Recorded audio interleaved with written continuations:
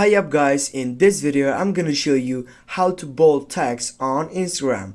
As you can see guys, we're on this side when we get to add a video or a post on our Instagram profile.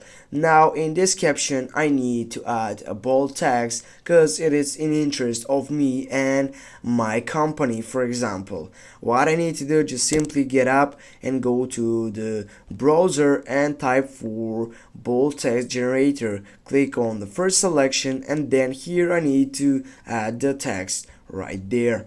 For example, we'll go with hi world.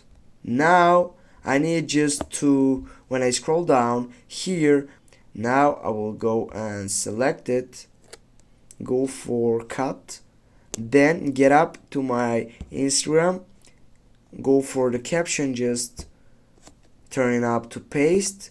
And here guys, as you can see, it is on bold text. Thanks for watching. Don't forget to hit that like and share the video, and if you have some problems, please comment down below in the section. See you soon guys, have a nice day.